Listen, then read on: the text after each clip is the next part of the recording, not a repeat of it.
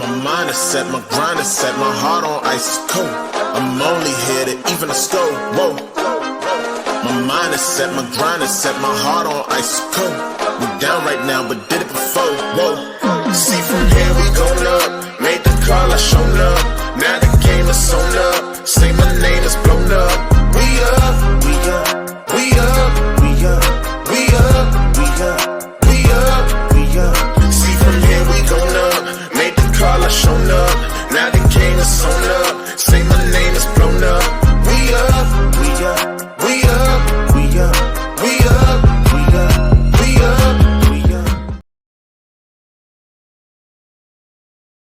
What up, Night Nation? It's your boy Roger, and it's another week and another episode of the Nighted Ones, number 118 to be in fact. As a reminder, we are the only podcast that features a former UCF national champion, a former UCF radio host, an ESPN analyst and hoops player, an infamous rapper, our resident influencer and IG star shooting the breeze, talking UCF sports. Remember to follow us on YouTube, IG, and all the tings, and remember to check out the 70+ teams on the College Huddle, which we are a part of.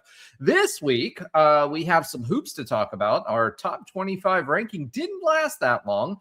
I have some questions, though, it'll be interesting to hear your comments on, do you think we should have fallen all the way to 34? So we'll talk about that today. We'll talk about the OSU loss. Unfortunately, we'll talk about the Cincinnati Bear Kitten win and what's ahead in our future. We'll talk a lot about the transfer portal. Alan will fill us in on folks that are here and a late exit by Davy. So we'll talk about that. We'll talk about who else UCF should be targeting in the portal. So basically, who do we have left that we need to go get?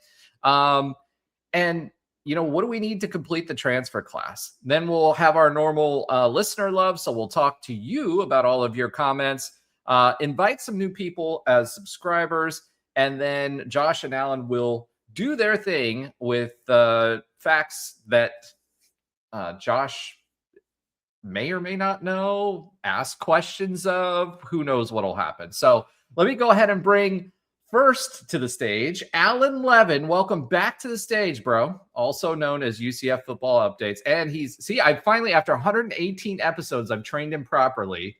And he goes ahead and gives us the hair. Didn't have to prompt me at all. No. And as a reminder, folks, once we hit 1,000 followers and subscribers, not followers, Alan will allow us to cut his hair live on the show. So make sure you're telling your friends. Last but not least, but always last, Josh Lazar. Hello, world. How everyone doing today on a basketball-filled week? And I'm interested to talk about what that ranking is, because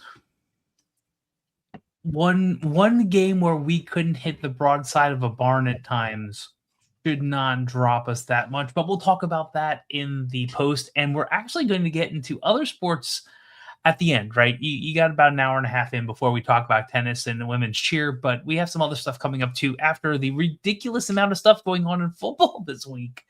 Yeah, and some basketball stuff too. Yeah, so we'll start with football, obviously, and talk about the transfer portal. And without further ado, I'm going to let Alan take this one, because if you follow him on Instagram on UCF Football Updates, he periodically updates things there, but he does a great job of talking about all of this for us. So Alan, who's leaving? Who did we get? Because this past week we got a ton of players. Who's a good get for us, and who should we be targeting? Take it away. I would say it's more than periodically on my Instagram. It's pretty much daily at this point. Got to give myself a little more credit, because I'm spending a lot of time for $0. So $0. Yeah. So big week since we last spoke. I think last week we were around 7 or 8 transfers. Well, our incoming inbound has ballooned to 24 total transfers. So busy week for Coach Frost and co. But we'll start with the outgoing. Last we spoke, there was 28 outbound transfers. Now we're up to 31. So a few minor entrants since last Monday. One is DB Isaiah Reed, who actually transferred in to UCF last year. So was a one and done for UCF. And then Davy Belfort is the other, name, I guess, a guy that got a little bit of play time towards the end of the year. And that makes it official. We do not have a single quarterback left from the 2025 roster. So complete overhaul, for the signal callers there. So Davy is out after 1 year as well. And then the final entrant was offensive lineman Patrick Barnett, who's actually a guy that's been at UCF for 4 years. 3-star lineman that came in from Key West, was actually, I believe he was in Heupel's class. That's how long he's been, last class. So he's been around a long time, might even be 5th year and getting 1 more year of COVID eligibility or however else people get eligibility these days. So he's out as well. And then, no big names there really, but a couple players found new homes since last week as well. Cam Fancher is going to be at Michigan State. Jaden Gold is transferring to Temple. Jakari Henderson will be at Appalachian State.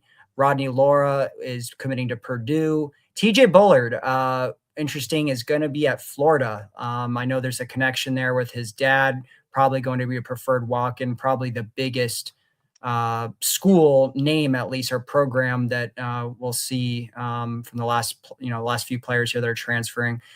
Jamal Johnson ended up at Northwestern. Carter Miller, South Carolina. Andrew Rumpf, Jacksonville State. We talked about this last week, I believe, but John Walker, obviously the big name, he's going to be at Ohio State.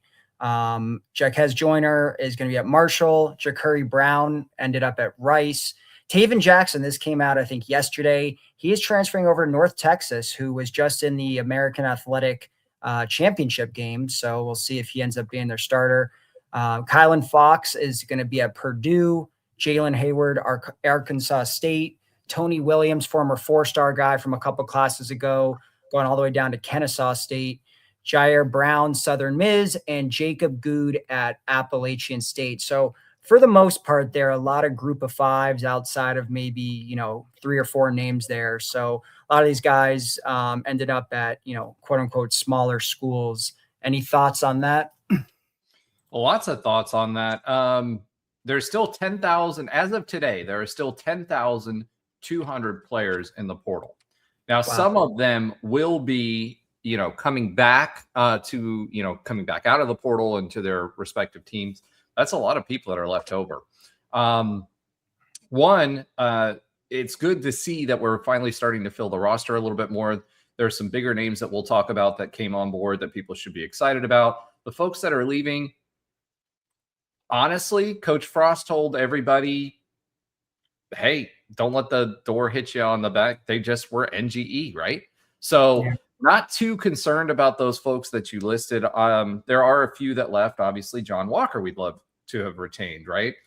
There are some folks that left us that went to other schools that were considering coming back to UCF as well. Our great tight end from last year, excited he's coming back. I'm more excited about those that we retained, more concerned about the O-line. But at this point, everybody left anyway from the O-line, either because they were NGE, they aged out, or they just, we didn't have anybody else coming in. They didn't have any more eligibility. So not too, I don't know, how should I say, concerned when it comes to that. I'm more interested to see who's coming in versus who's leaving at this point. But agreed. Davy, the one position that I think, just by numbers, you want to have 4 to 5 quarterbacks. And so the one concern that I have is Davy. Davy leaving because just simply for numbers. So basically we've got our transfer quarterback that we talked about last week, and we've got 2 high school kids that we're bringing in. So he'll probably get another QB, I would think.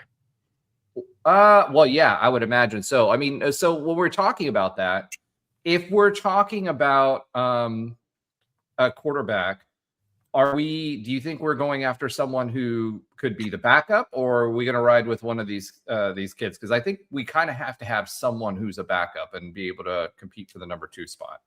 Yeah, they're going to get another backup. They're going to get another, whether it's like a Cam Fancher type or a Davy Belfort type, a guy that you feel pretty confident is not going to be the starter. I mean, we know is not, obviously, with Barnett coming in, but they have to. They can't roll with 2 true freshmen who were in high school a few months ago as their backup. So, I mean, we've seen it year after year.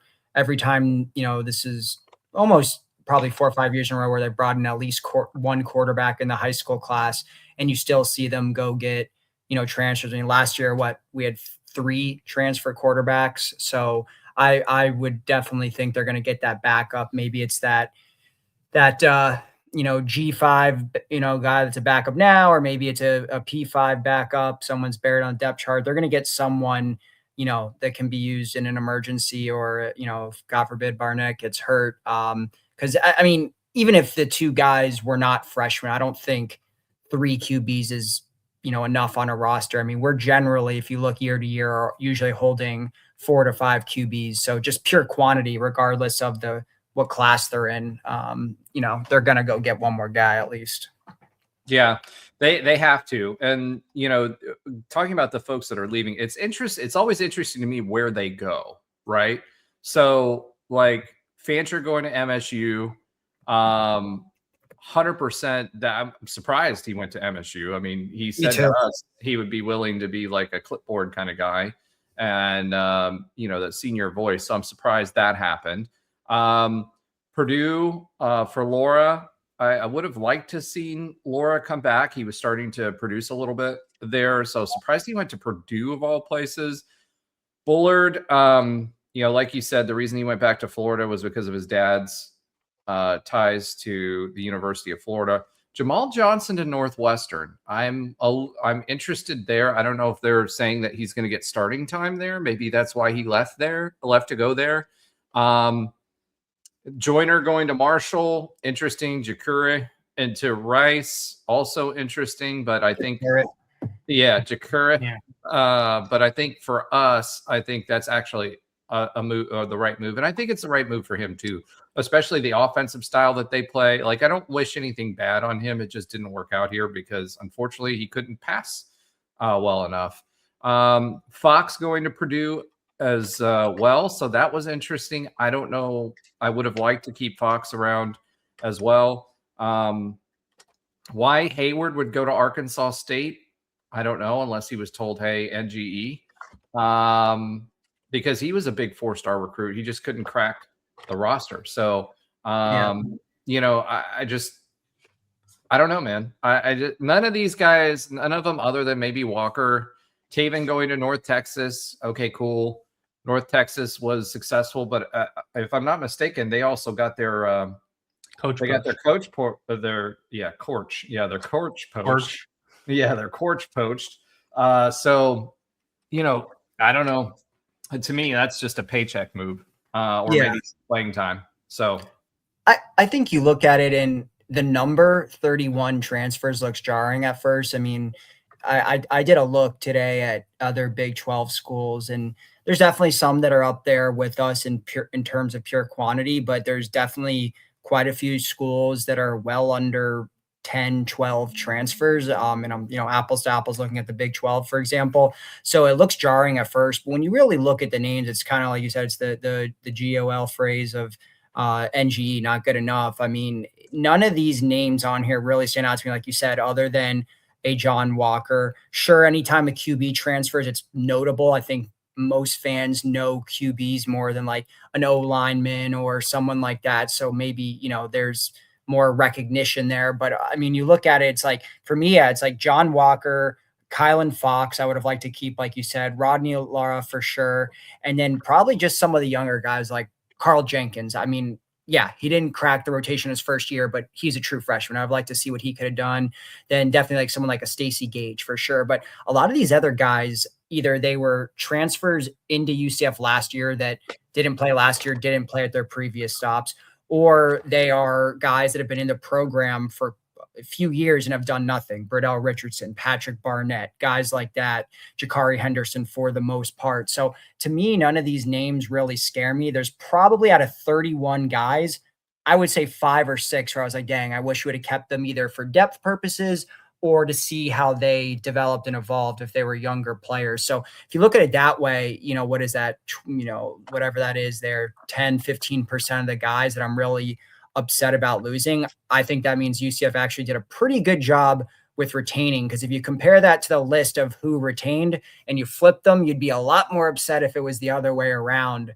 So we'll get into some of the other guys that retained. But for me, I actually think this was one of, outside of that year where we got KJ and they threw all the money and kept most of the players on the roster. I think this is, it didn't turn out well, but I think this is probably the second or arguably the first best we've done in the offseason in terms of retaining key players. Because no one I'm looking at is like, wow, that sucks that we really lost him.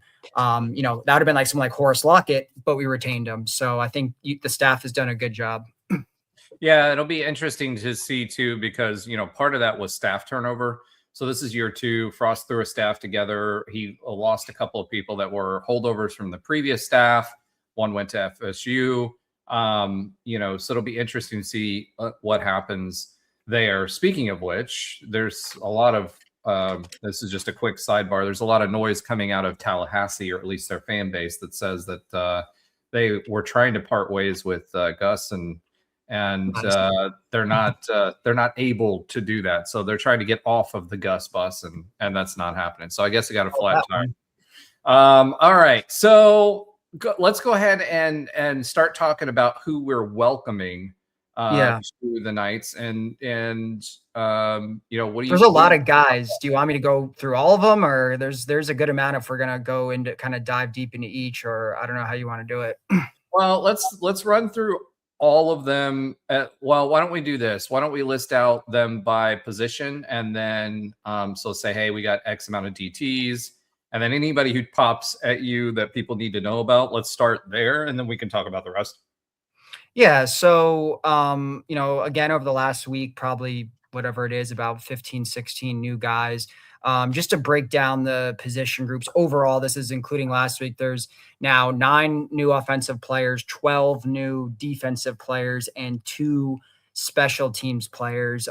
In terms of the positions that have landed the most players, it would be defensive back with 5, defensive line with 4, and offensive line with 4.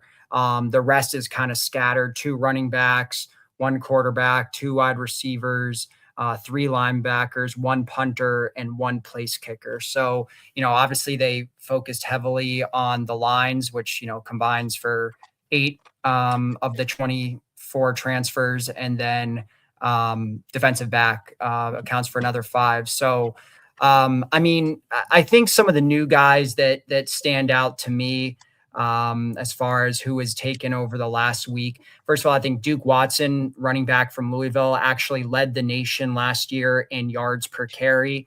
I think we all agreed that we needed one more back.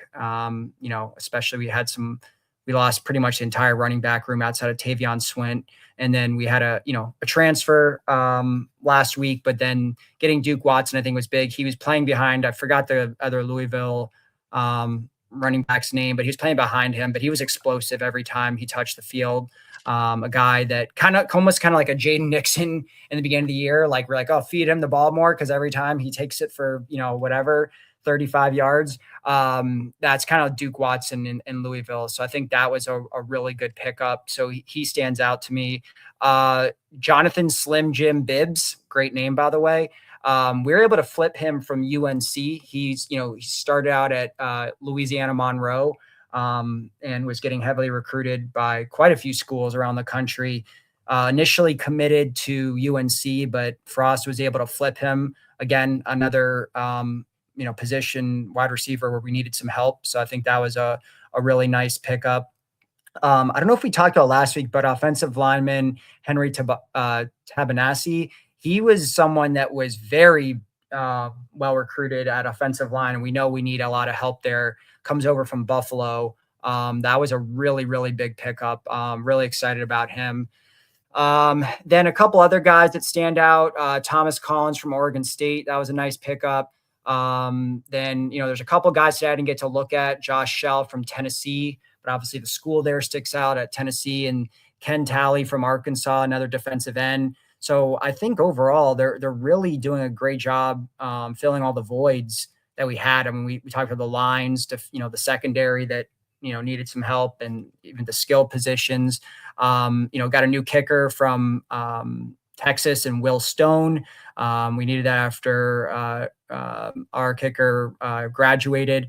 Then we need another punter that we got from Wisconsin. So, I mean, there's definitely some, I think there's a nice mix of, group of 5 guys that have, I would say for the majority, it's a lot of group of 5 guys that have played significant minutes at their previous school, but we have mixed in some P4 guys that are kind of the mold. They were backups, almost like a Lewis Carter last year, right? Before he came at Oklahoma, he was playing on special teams. He was getting, reserve minutes at the linebacker position. And then he comes here and he did great. So there's not a lot, but there's quite a few of those type of guys who are playing in backup roles at Tennessee, Arkansas, Wisconsin, Missouri, places like that. So I think they did a nice job of mixing, bona fide starters at their previous schools, and then guys that maybe have some potential, that have seen the field, but aren't, everyday starters. Well, which one of all of those do you think could be starters or will be competing for a starting roster job? Honestly, it feels like all the offensive linemen for the most part. I don't know about Terpstra, but Brady Wayburn, I think, will be competing. Henry Tabansi will, I think, 100% be a starter, just from everything I've heard and, seeing how important he was last year at Buffalo. So, I mean, they're essentially replacing most of the offensive line. I think the O-line that we know are coming back is Connor Meadows and Preston Cushman.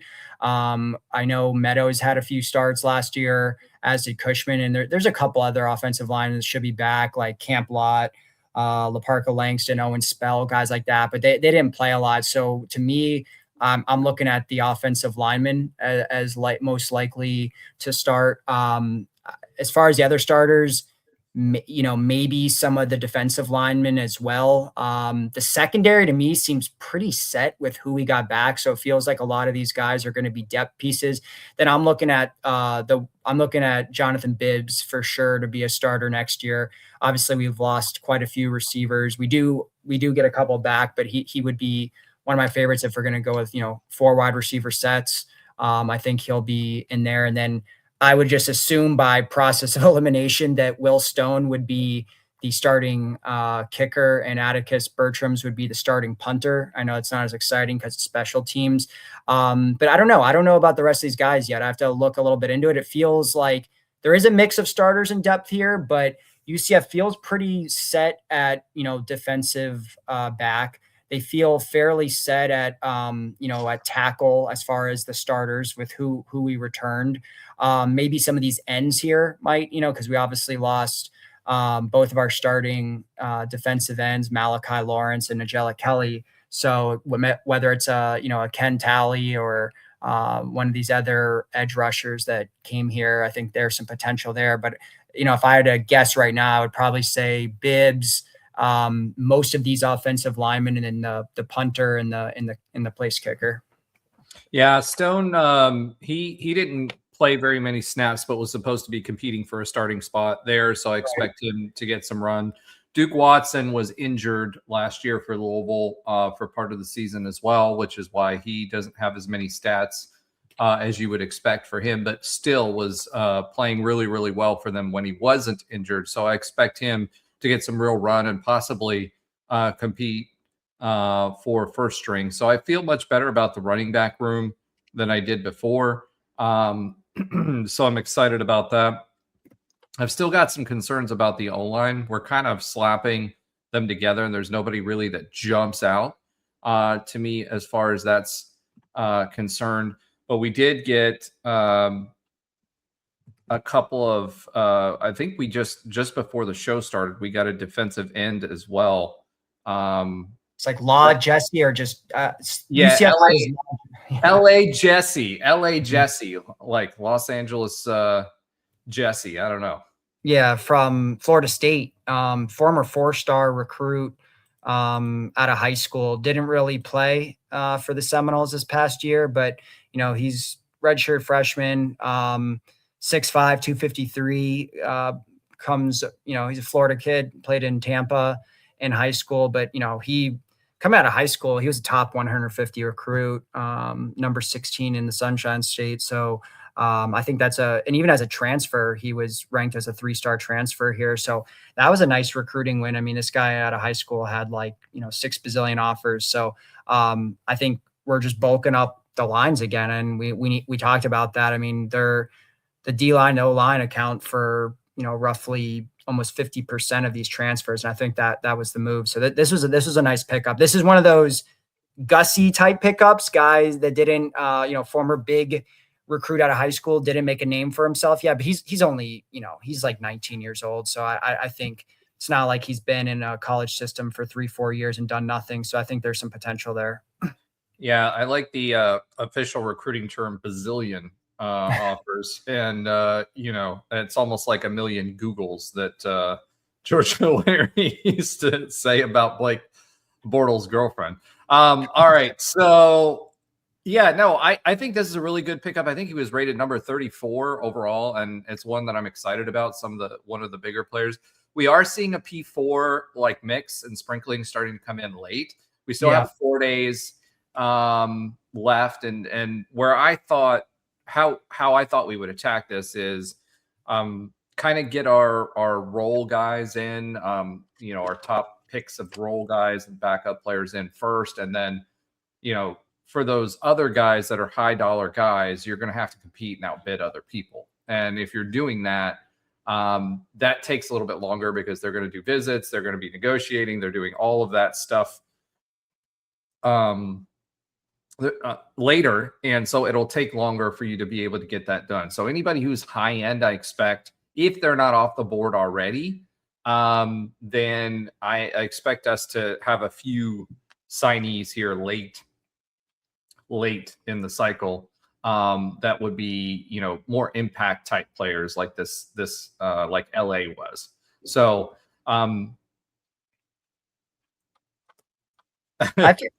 I feel good about honestly, I feel really good about this transfer class. I feel a lot better than last offseason when basically Frost just had to come in late and band-aid everything together. I mean, it felt like we knew going into last season it could be a rough year, but it feels like there's been a talent infusion when you talk about just the guys that have stayed, some of our best eligible players from last year's roster stayed.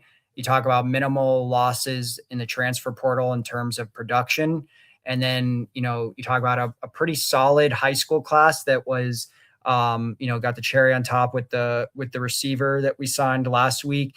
And then you feel like in the portal, I mean, they're addressing all of their needs. And yeah, a couple of these guys may be projects or guys that haven't produced yet, but that's always the mix. When you're talking about close to 30 transfers, they're not going to all be necessarily studs, but I feel like they did a pretty good job of getting guys that were recruited fairly heavily by other teams in the portal, and they won some recruiting battles and brought in some pretty decent names, and I think you pair that with the returning talent and some of the high school guys. I feel like going into next year, this roster definitely feels improved. I don't know how improved yet. We got to see who's here when we're talking about summer and fall and hear who starts to produce, but it feels like the last of the NGEs from the Gus era are pretty much gone for the most part. And Frost, I mean, last year, as much as we were only 5-7, I think Frost hit on most of the defensive transfers and not so much on offense, but there was a few guys, and the guys that he did hit on, we kept. Juane Thomas, guys like that, Dylan Wade. So and then I think what really makes it the exciting part is obviously Barnett at quarterback. It feels like, whoa, it wasn't a duct tape thing with Taven Jackson or some of these guys that, never really proved themselves. I mean, this is a guy that was just in the 12-team college football playoffs. So I think there's reason for excitement now that we're a few days out from the portal window closing. Well, I am excited about that. I'm excited about the guys we re-signed, right? So again, at the tight end position and Isaiah Nixon. We needed a quarterback. Let's just hope we can keep him upright, because that was a big problem for us the last several years. So offensive line, again, truly, that's what I need to feel better about. The only challenge with like reloading on offensive linemen all the time is, you know, you don't have that continuity, and they need to have the ability to understand each other. We talked about it during the season. When you have an offensive line, there's certain things and mannerisms and that you understand, or when someone is pulling or whatever, they understand their assignment better. Or, you know, if you're seeing a double team, what's happening there? There's all these things that go into it that just comes with continuity. Same way with, you know, defensive backs, which I'm glad we kept most of those folks. So keeping Jaden Williams was awesome. Keeping Isaiah Nixon was awesome. It's a good mix. My big concern, honestly, is with the O-line, and I think we should all be concerned because a quarterback is good. I mean, unless you're Josh Allen, right? You know, that's the only quarterback that I can think of that has a putrid O-line and can still make it happen. So, you know, that's the biggest concern. In college, that's a lot harder. I don't know if you guys are watching the comments, but we had a pretty interesting exchange going on with Elick Clan. So if you guys have any thoughts on Elick Clan, go ahead and join the comments there. But outside of that, you know, I think we filled in. I expect us to fill in a couple more positions with some higher ranked guys, higher name guys. And I've heard a few. There may be another, I'm not going to say should, there may be another FSU player that is in the that's in the mix for us as well. So, our boy CGA Tour from the Big 12 Huddle is in the house. What's up, man? Good to see you. He just came here to gloat because they finally beat us in basketball. So it's now like 2-4. So let's not forget about the other sports where we beat them. Yeah, we'll talk about that in a bit. Yeah, go Big 12. Exactly. All right. Anything you want to add to that, Alan? Is there anything else that we should talk about as far as the portal is concerned? You know, we've got 31 transfers now. 24 inbound, 31 outbound. Yeah. So what do we do? You know, what do we do with that? How do you feel about it? Is this the complete class, or outside of the online that we mentioned? What else would you like to see UCF go after? Yeah, I mean, I think we heard Frost say in one of the press conferences they were going to aim for about 30. So let's say we have roughly anywhere from maybe 5 to 8 more transfers coming in, give or take. I think you got to, you know, most of that has to be the lines, in my opinion. I don't think you can have too many. We're going to need depth.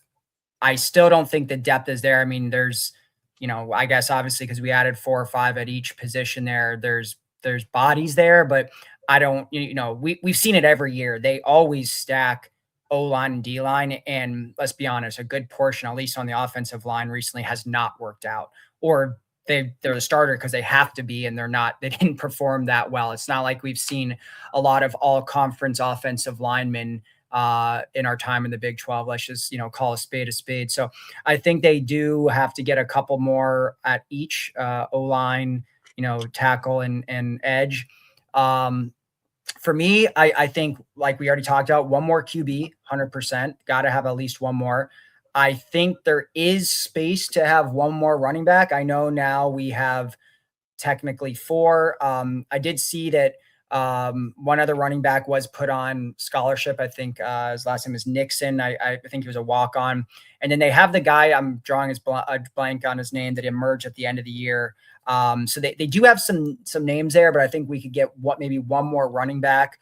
I wouldn't mind also one more wide receiver. They have gotten 2, but I think, you know, one more would kind of put the cherry on top there. And I think that's it. I feel pretty good about linebacker.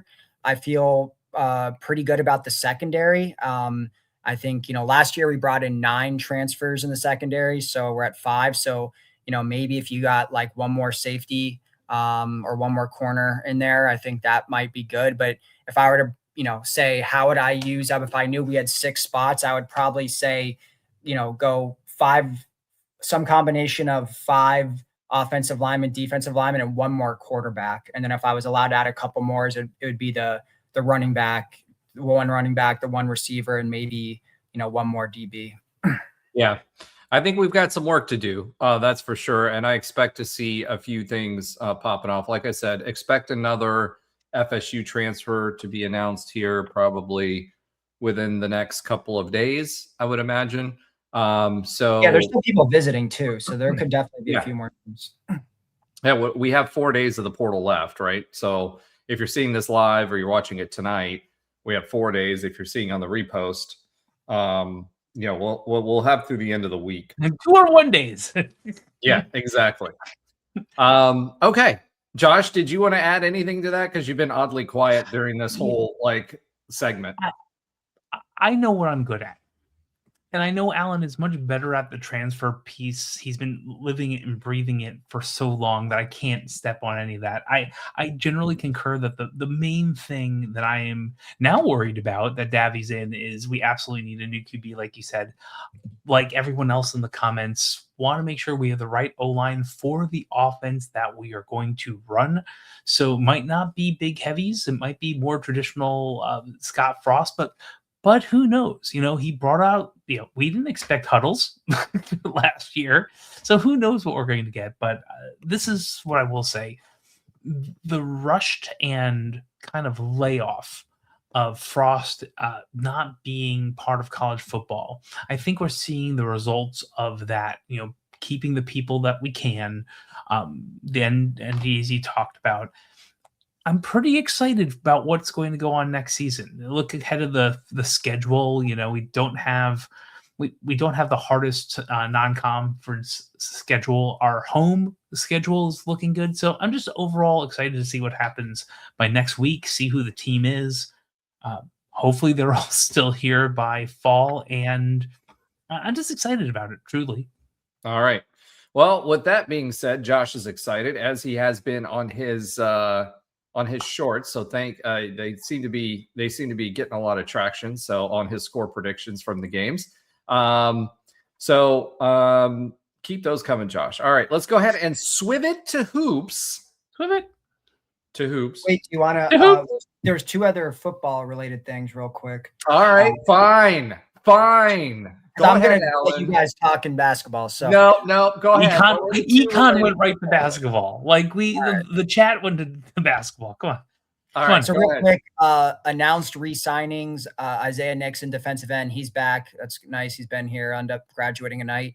Preston Cushman, offensive line, is back. And then Jaden Williams was granted another year of eligibility, defensive back, that we landed in last year's portal. He's back. And then I thought the big news I thought you guys would have talked about is we hired a new tight end coach, Cooper Bassett from Oklahoma State. He was the offensive line coach at Oklahoma State, but he was in college. He played tight end at Oklahoma State. He's gone around the country at different jobs, FCS, D2, and was always an offensive line coach. But he will be our tight end coach. So we actually get a dedicated tight end coach because last year our OC acted as both the OC and the tight ends coach. So now we have a dedicated one. So that's the last bit of football news there. Yep. And that's Calvin checking in from the CGA Tour podcast, which is our brother or sister podcast on the Big 12 Huddle, checking in, letting us know that Coop is a great man and a great hire. All right. Awesome. And if he brings back the flow that your former coach had as far as the hair is concerned, then he's a all right. Nice.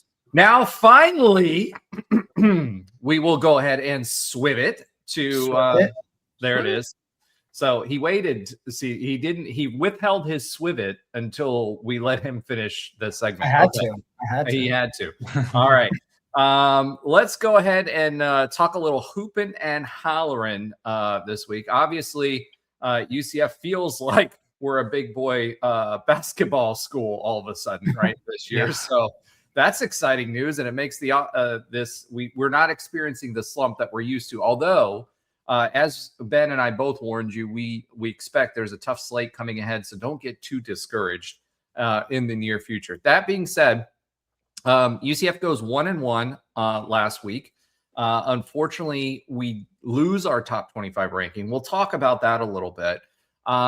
The first game that we played since we last spoke was against OSU, Oklahoma State, and we lost that game 87-76. The game was a lot closer. How should I say that? Well, it wasn't close in the weird. score. It wasn't close in the score, but we should have won the game. And I hate to be that guy that says, we should have won the game, but UCF shot 21%. It was like 7% from three to start the game. And then we shot 38% as a field goal percentage. And we're a team that usually shoots 48 to 52 shots per game. Burks was completely off. He was like 0 for 11, and that never happens. Third leading scorer for our team. We took 72 shots to OSU's 53, right? So it wasn't anything that OSU was doing defensively. We were missing wide open looks, and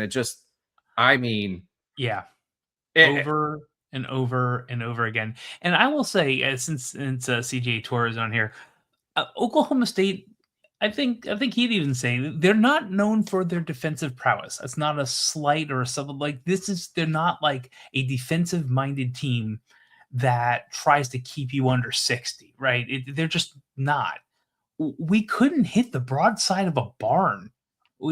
And sometimes different arenas have different angles, and that's that, but we won there before. So it was just one of these fluky games that I think was a mix of, they played their game. We were behind and we were rushing a little bit, playing that style game, not as fluid as we normally are. And sometimes you have games like that. And this is really like the first real road win in a while, a road game in a while. So, that those things happen, but it was frustrating watching that after seeing them play. Forget Kansas, and that was a good game.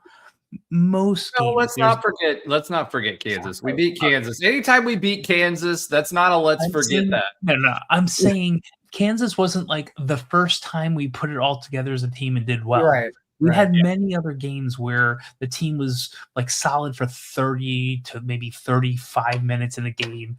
Every team minus maybe like 5 has lulls and things like that happening. But the reality is this just was not the team any one of us saw. And we'll talk about the top 25 stuff. That's why I was just kind of floored. And, it's a quality loss. It's like a top, whether this net 76 or something, but this is a road loss to a pretty decent team. Every team in the Big 12 is insanely good. There's no really schlubs, but every fan was probably frustrated watching that game, like just seeing them brick over and over and over again and sloppy turnovers. And sometimes teams do that. Well, the reality of it is Oklahoma State completely revamped themselves this past year, right? They are a team that is 13-3. They are 1-2 in conference now, right? One win was us.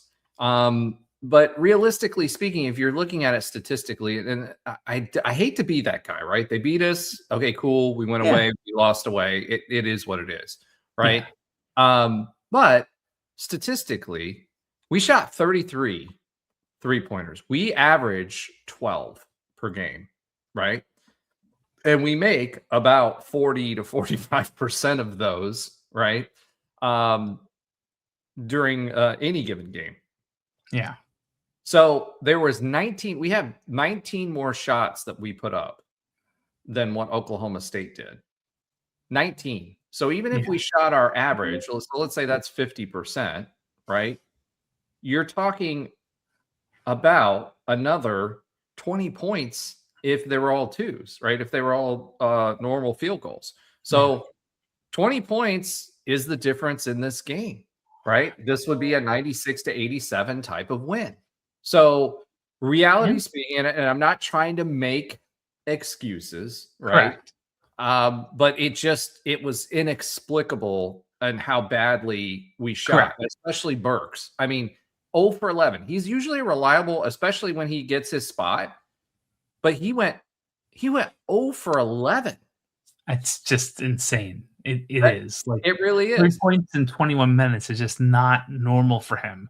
And even coming out a little slow this game, the game on Sunday too, after getting a couple of fouls but hitting a couple of it was just a fluky game, and that's why I agree with you. This game is not indicative of how this team is, and when we go on the road to someone who is not a top 20 team in the country, I want to see this not happen again. Yeah. Well, in the other statistical categories, we shot 65% from free throw percentage too. And we're a 78 to 80% team. We did lose in the rebounding categories. Offensive rebounded, we out rebounded them 13-5. We, on the defensive side of the ball, we lost 23-34. So they had 34 defensive rebounds to our 23. Assists, we had more assists, we had more steals, same amount of blocks. We had less turnovers. Points off of turnovers, we have 7 more points off of turnovers. So we were making them in the paint. Points in the paint was 34-26. Really, and we led during this game, right? So really the big difference was just the shooting percentage. And we said, going into this game when we did our preview, that OSU was going to be a tough one, right? Yeah. Because they matched up really, really well with us. We didn't want to get behind, but this was, even with that, it was still within reach. So tough loss. Fala did what he normally does. He's their top scorer, right? 24 points. We held him largely in check in the second half, but then he kind of picked it up.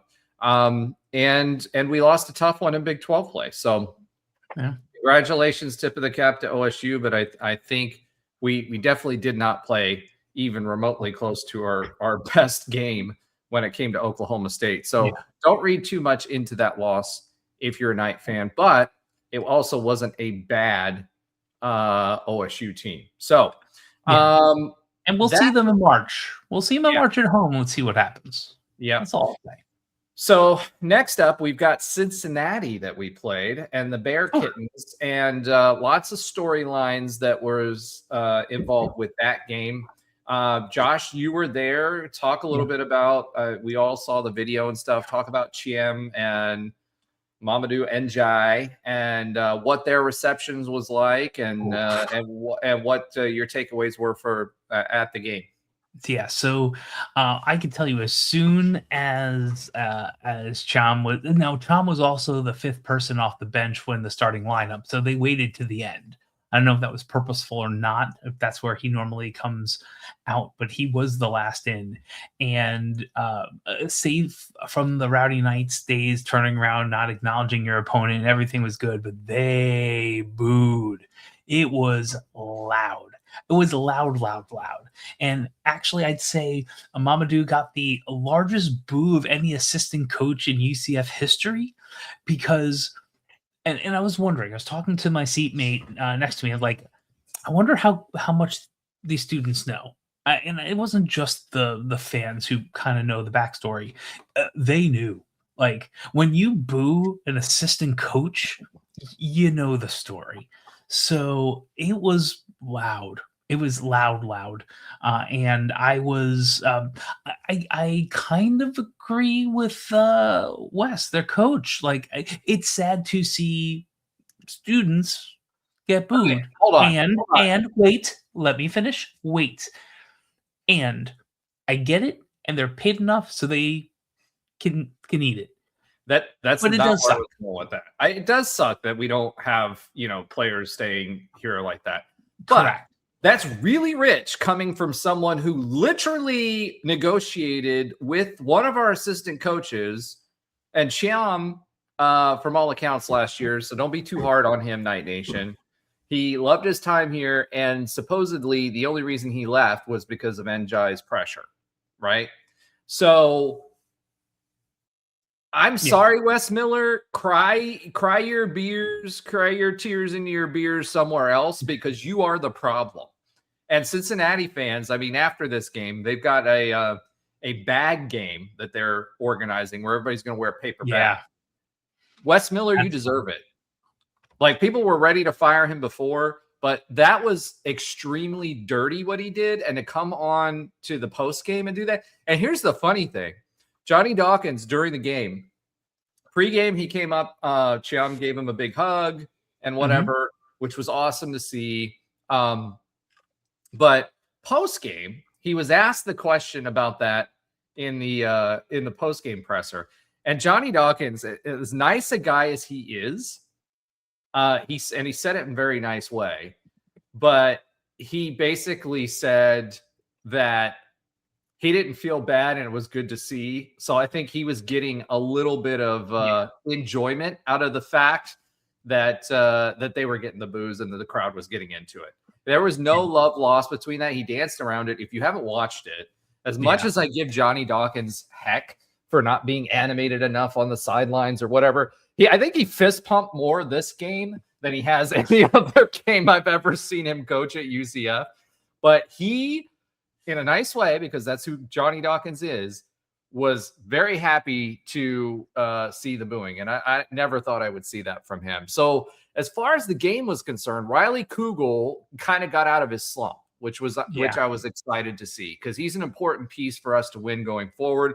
He was a very important piece against Kansas. It was nice to see him have his coming out party there. He was attacking the paint.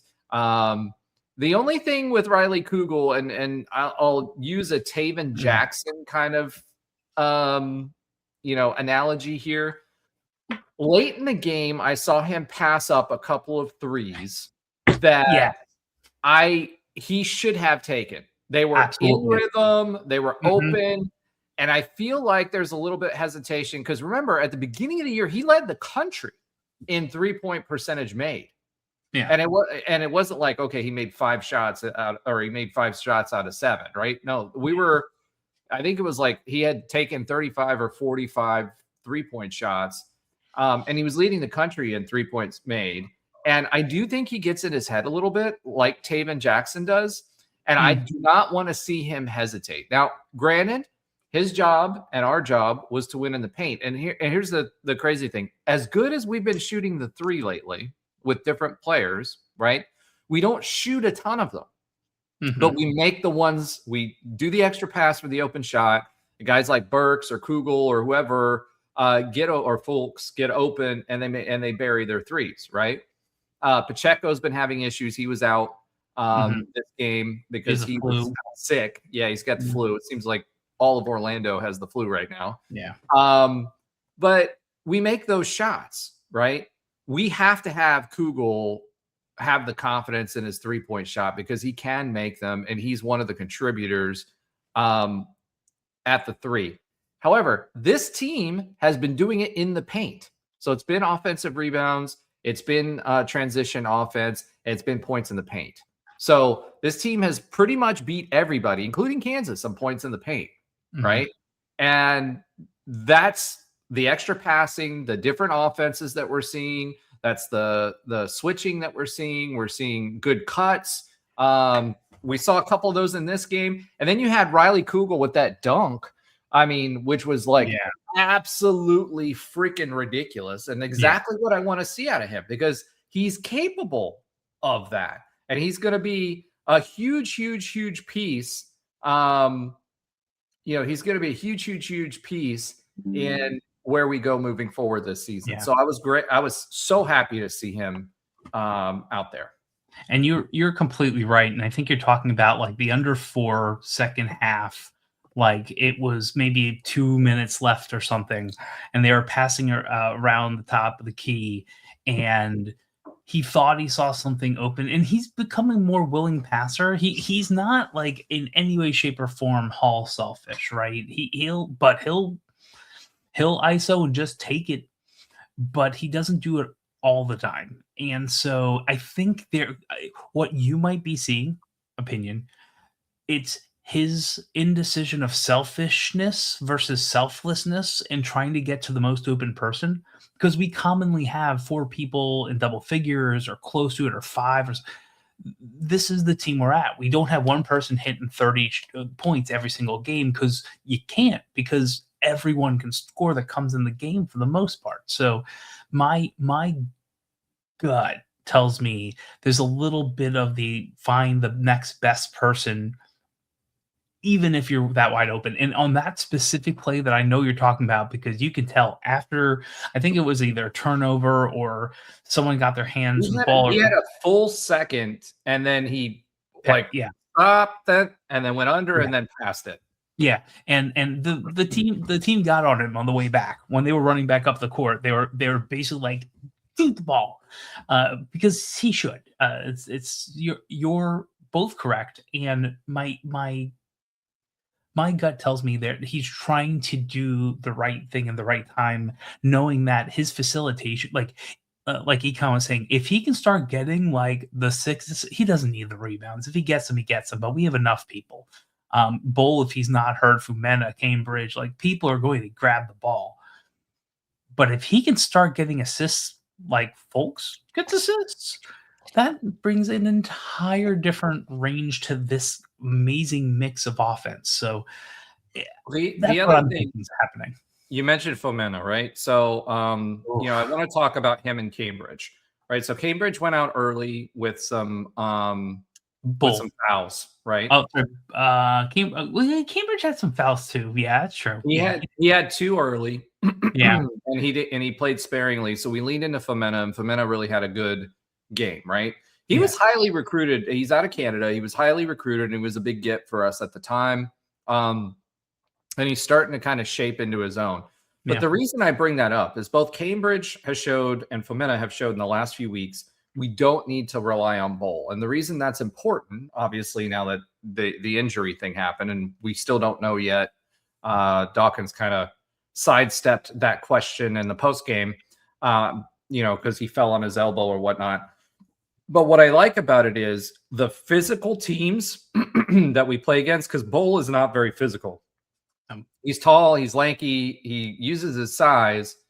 He's still, I don't know why he, dribbles the ball out at the key, right? I mean, that's the first thing everybody teaches you, right? If you're 7 feet tall, you don't dribble the ball. I mean, it's as simple as that, right? Yeah. Had 2 quick steals late in the game or later in the game that were momentum killers, right?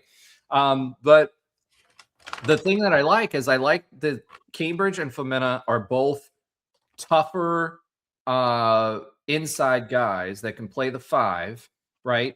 They're not moved off the ball. They're more physical. They've both been able to, they're not as tall, obviously, as what Bull is, but they've both been able to play effectively, clear space in the paint for rebounds, and they're both nimble enough and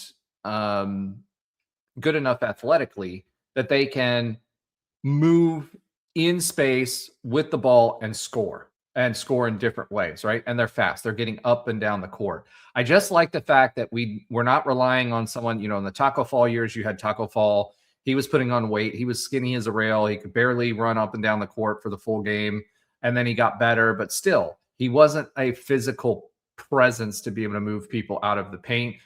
We've got Fomena and we've got Cambridge. They're both energy guys. Cambridge is a big energy guy, and they complement Stillwell. Because if you've got a 5 like that, Stillwell, especially on the offensive boards, teams lately have been double teaming, and they double teamed Kugel early. Cincinnati did early in the first half.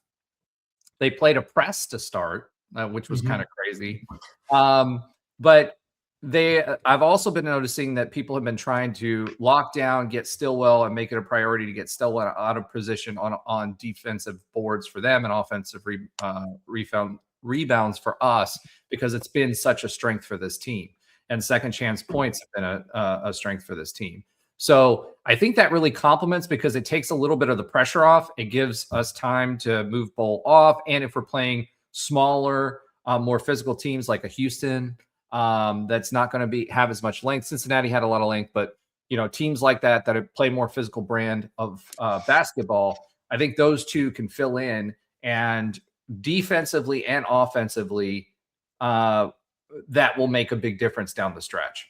Yeah, let's look at the reality of how this game went and how usually things go. You have Burks that was out within 2 minutes with 2 fouls. One was silly, right? He did make a couple of threes, which was good for his confidence. Yeah, so I'm glad absolutely. That happened. And he needed to hit something because he just didn't play well and up in Stillwater. So Cambridge, there was a foul with air quotes on Cambridge. That was this he didn't touch the person. It was really, there's a couple. He had his butt to the guy, and the guy was draped over his back, and he got called for a foul. There was one of those two. But think about this: if you came in to a game saying Bull and Cambridge are playing 21 minutes last year, who would be the third person in the paint? If Thiam was out, who's the third person that could hit 18 points in a game, which he did? Mema had a phenomenal game in Quinnipiac. I know it's Quinnipiac, but this is the difference this year. We're at the third-ish off the bench, and we have people who can play the 5 in a phenomenal way against all sorts of teams. And let's not forget, Cincinnati's a very tall team, very tall team. So it's just the thing I love about this team right now is that they are like a Swiss Army knife of talent. I mean, I know Beal came in and made some bad plays, but Beal also came in Oklahoma State and knocked down some threes, really nicely and quickly. Chris Johnson is injured. That was his first game back for a while after injury. Yeah, and he needs to get back into it. Like Chris Johnson is just. When's the last time we've had someone at the 1 and the 2 and the next man up at the 1 and the 2 still can hold down the fort well and even push a lead, perhaps? Like, we're just that level of deep and very unselfish. And with all the things going against us in that game. That level of deep, Josh? Interesting choice of words. Well, yeah. We have probably 9 or 10 people who can score 10 points in a game. I know. I agree with you. I know. But that's the reality. No, I know. And like Pacheco wasn't even available for this game. And right, like that's. Well, I want to go back to Chris Johnson though, because Chris Johnson was someone that I had talked about when Ben and I were doing the preview. Chris Johnson, you saw it earlier. 1, he's an energy guy. 2, he has all the confidence in the world. 3, he can knock down shots. He's got touch, and he could drive the paint. 4, he's got good handles, and he doesn't make a stupid mistakes. That behind the back pass that he had on the baseline there late, he's good enough, I think, to get starting minutes on his own. So between Kugel and Fulks, obviously Fulks is going to get the starting minutes. Kugel, if he has a bad game or he gets injured or he needs a rest or whatever, we can swap Johnson in there depending on what the lineup is at the time that he goes in.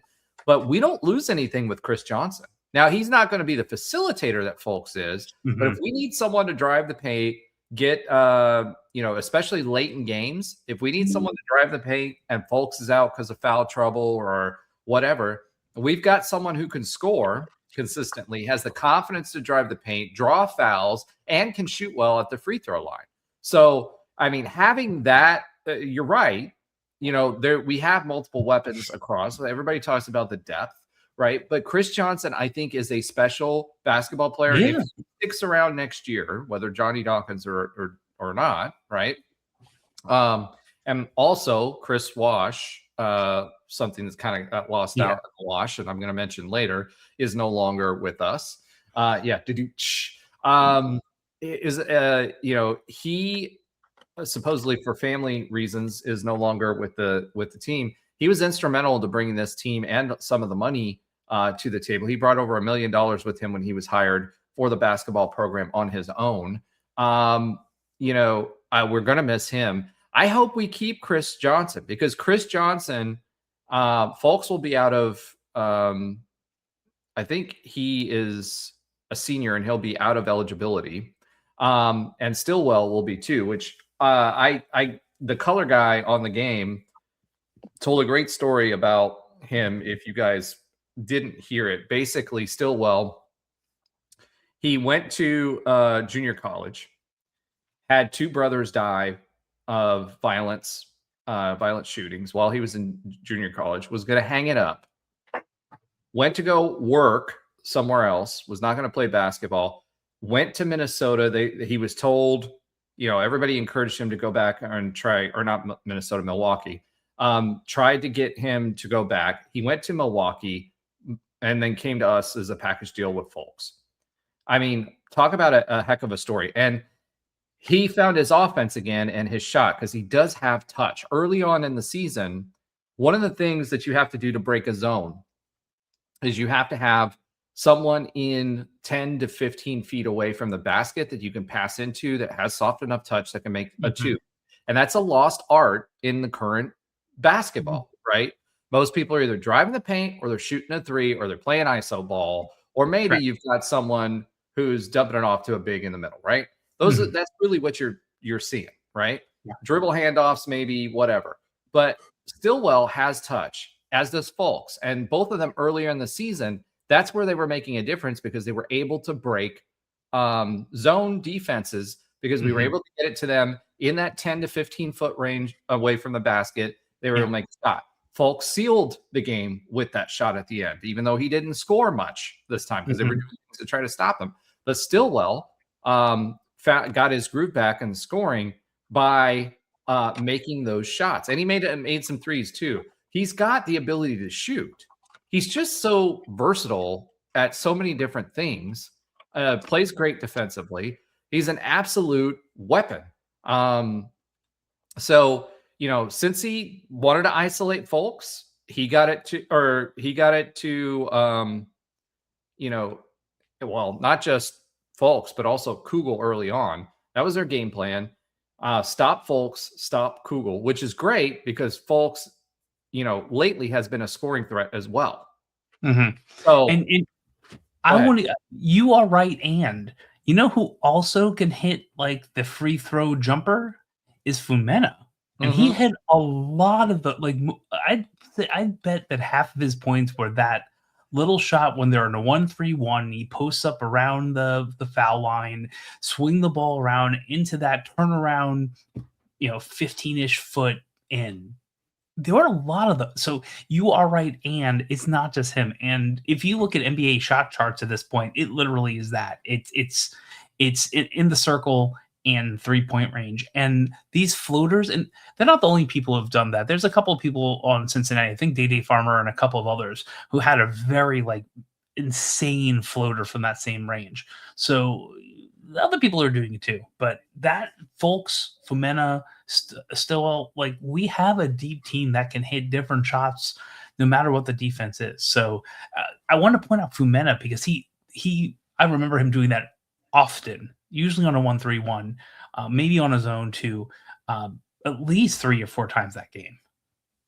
Well, that's the other thing. All right. If you move to the defensive side of the ball, what this team does really, really well too, is that they switch defenses, right? They man-to-man was not working for this team earlier, and credit to Johnny Dawkins for having them switch to a zone defense early on. That's a good coaching decision, right? He was a little bit better. He didn't let them play too long. He was a little earlier with the timeouts this time versus against OSU. There were a few times I was like, okay, they've got a run going. Are you going to call timeout? I mean, what's going on, right? Yeah. But the defenses, that was good. And out of, when folks are thrown in the half court, when they're throwing the ball in, being able to switch between a zone and a man defense is really, really important, because if you start as a man defense, obviously man-to-man defense when you're coming out of when someone's throwing in the ball, but then being able to switch into a zone and switch back and forth is extremely important. And offensively, the switches as well. So this team has the ability to effectively go a 1-3-1 zone defense. They can do man-to-man defense effectively. If one isn't working or another, or personnel is making it tough for them based on who we have in, right?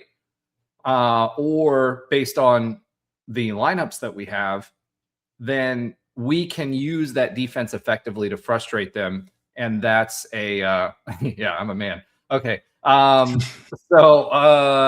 We could use that effectively to disrupt offensive flow and runs. And that's what's important, because basketball is a game of runs. So if you can switch it up, if they find something that's working, you have the ability to both play multiple defense as well, you can switch it up midstream. And the players are now to the point, and Folks is now to the point where he's calling defenses out on the court. It's not even just Johnny doing it, right? So at this stage, we have a pretty mature team that knows basketball pretty well, right? And although we have a lot of transfers, they all have a lot of playing time, and some of them come from some big programs. And at the end of the day, they have the ability to do the switch and recognize what they're doing offensively successfully, and they're doing it on their own. They don't even need Johnny Dawkins to do it. Now, don't get me wrong, Johnny's out there calling the defenses as well. He's talking with them on the huddle and telling them, hey, do this, do that, do this, do that in this situation. If you see this, do this. But Folks is at a point now where he's doing it himself, which says a lot about this team. So you've got a pretty good defensive team, not a lockdown defensive team. And a lot of that has to do is we don't play a lot of half court. We're trying to get people in transition, right? That's where we make our bones. Offensive rebounds, getting it in transition, transition points in the paint, and the ability to make the three when we need to. So this is a pretty well-balanced team. So what does that say? And going back to Cincinnati, the reason we want now that in and out at the end, this is why I brought my daughter to the game.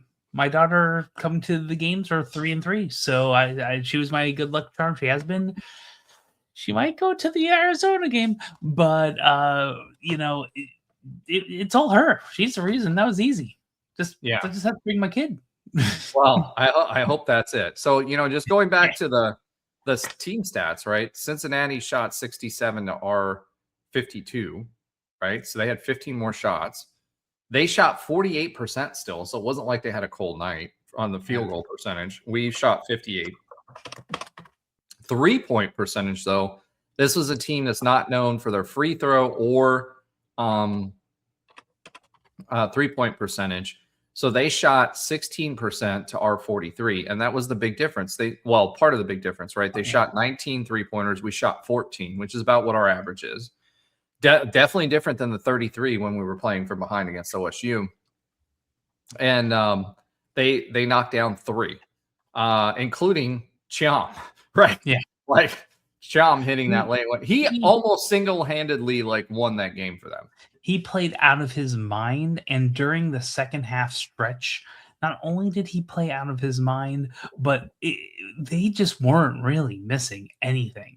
We'd get a small little lead, but they wouldn't go away. We couldn't put our foot on the gas to get to 8 and 10 and stack. And it was a good game. I would have liked to have not come down to a bounce out versus a bounce in, but I did think that game was going to be a bit wider of a margin. And honestly, if Chom didn't play out of his mind, it probably would have been. So good game, hard fought, but it was a little. Bob Miller did a lot in the second half too. And he was a guy that was a local Orlando guy, right? That I would have liked to have had come to UCF as well.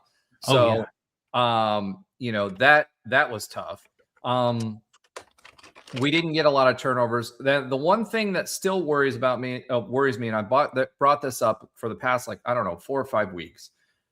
We are still getting we're not going to be able to do those long cross-court passes across the middle of the paint. And Cincinnati started making us pay for those. So the guys have to get out of the habit. Stillwell's one of them that has to get out of the habit of trying to throw that cross-court pass to someone in the corner for a 3-point, because that's going to turn into turnovers, and that's going to turn into points off of turnovers for teams like Cincinnati. They had 17 points off of turnovers to our 7. Normally, it's the other way around. We do a really good job there. So a couple things there. Yes, and Cincinnati did it too. There was at least 2 passes that looked like it was a DB catching a pass. Like, I mean, literally 2 out, pulling in, dribbling. Both sides. We got one, they got one. Not only that, but Cincinnati's a good defensive team. Let's be fair here. They are good on defense.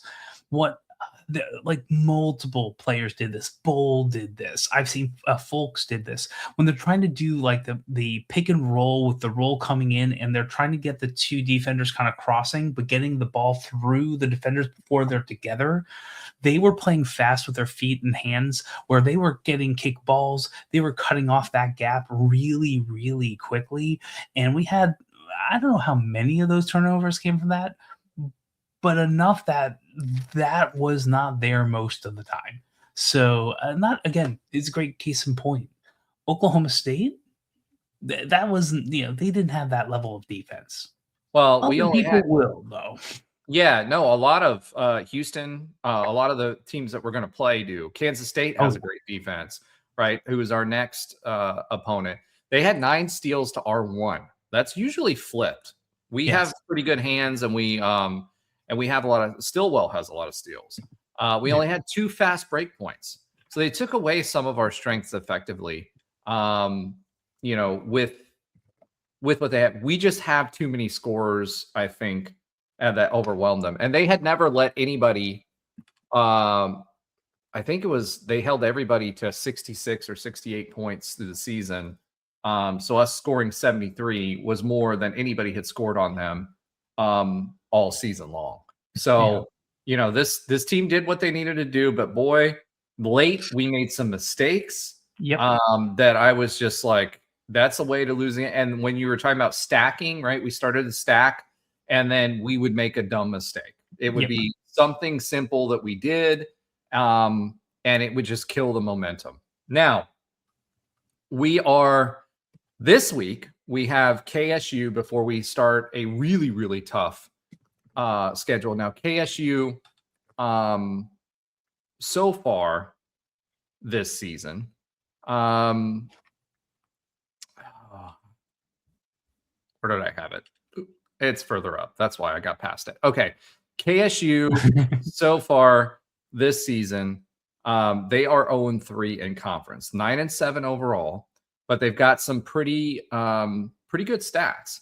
So they are averaging right now 86.4 points per game, which is more than what we average at 86. They are allowing 80 points per game versus our 75.5. Field goal percentage, we lead 49 to 47%, so they can shoot. Rebounds, 39.6 for us versus 37.2 for them. Assists, they have 18.6 assists per game versus our 16.9. So as good as we are, they're even better on that. Blocks, 4.1 to our 2.9, and steals, 7.2 to 5.6. So they are a good team. They do give up points though. So they played ASU, lost 87 to 84. They played at Arizona, lost 101 to 76. Played versus BYU, lost 83-73.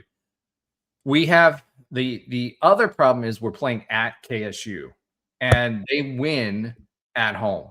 They have some crazy statistic. I don't remember what it is, but it's kind of like our football stadium used to be, right? They win at home.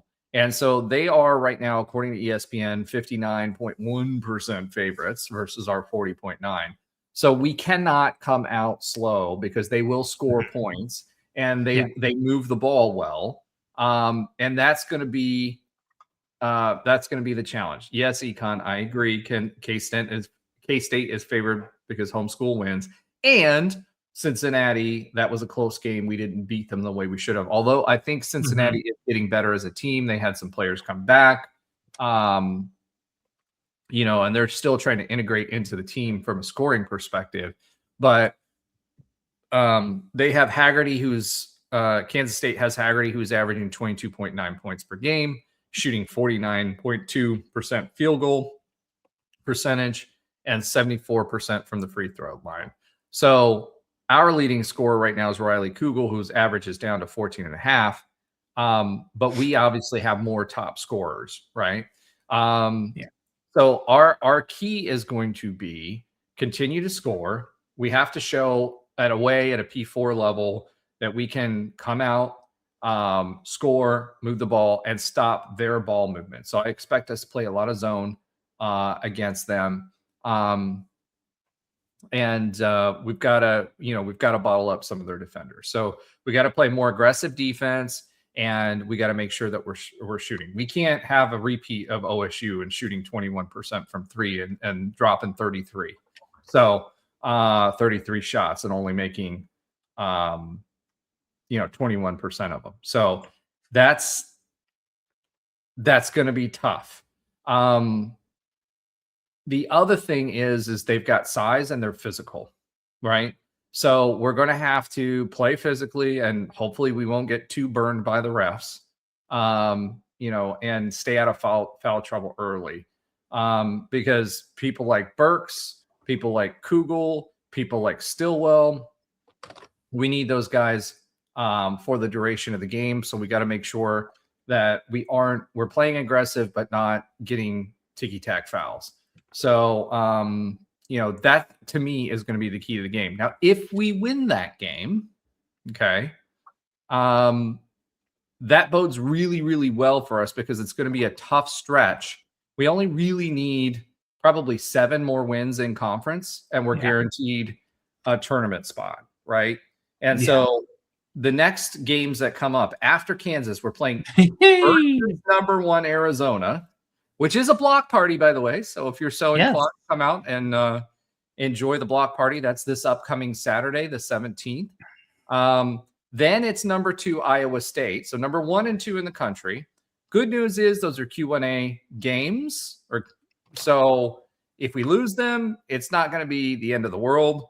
But Colorado is surging. Then we have Arizona State, which we should be able to win. And then we have number 15 Texas Tech, and then number 7 Houston, right? So this stretch of games, this might be some L's. Yeah. Just saying.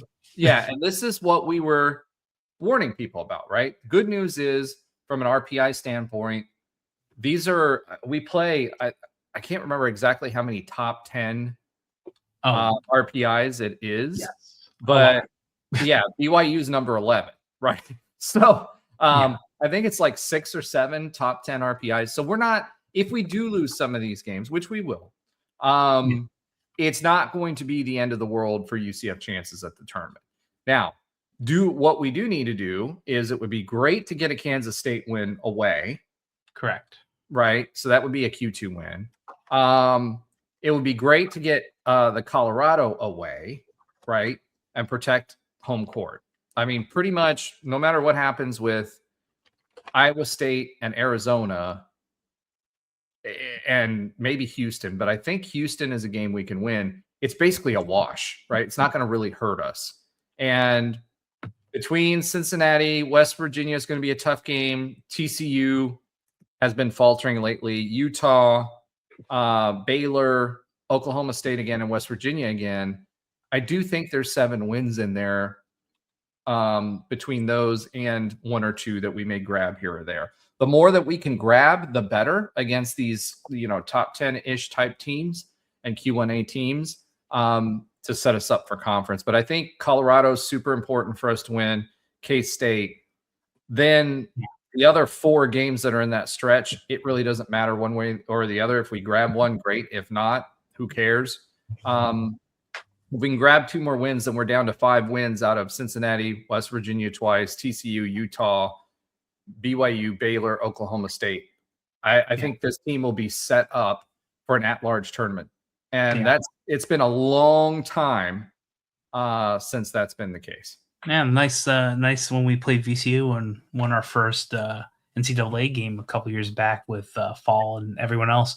It's interesting because we just have so many teams in the Big 12 in the top 100 of net. So if you don't know net and how some of those things work, generally speaking, if you're away, there's 4 quadrants, and if you're an away team, if you're going to a place, if you are 1 through 75, that's a quad 1 win, and there's another ranking too. That means when we go to right now, as it is right now, and it might stick around, maybe not, but right now, when we go to Kansas State, they are 72 in the net. They're also ranked number 13th in our conference at the moment. That's a quad 1 win and probably quad 1, quad 2 by the end of the year. Colorado on the road is 70. Same thing. That they'll probably be a quad 1 or quad 2 win. Every single opponent outside of Arizona State and Utah on the road is a quad 1 win. That's what we're up against in this conference. So any road win at this point is going to be good. Any home win is going to be good. And truth be told, any loss outside of Arizona, Iowa State, BYU, Houston, Texas Tech, we're good on Kansas, maybe even Baylor, not even a thought and concern of a loss when it comes to getting into the NCAA tournament.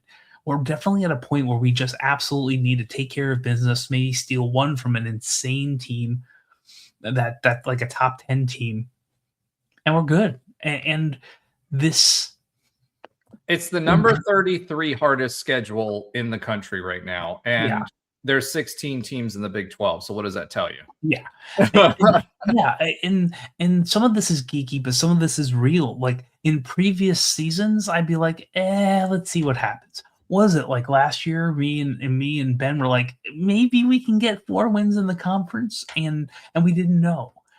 This team feels different. The way they play feels different. And those things combined with how, like, this is like the number 1 basketball conference in the nation, and it has been for multiple years. If we can be good, just good, we'll be solid. And there's a couple of shows that kind of do this bracketology every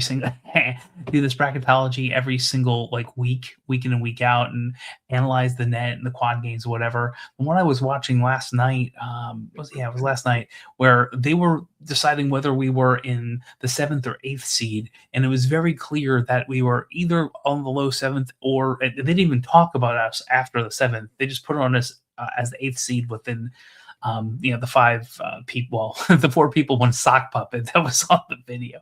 So I will say this: it is, as someone who was around in the Dexter Lyon era, who went to the garage, who used to be outside in the rain with the Rowdy Knights before basketball games in the late 90s and early 2000s.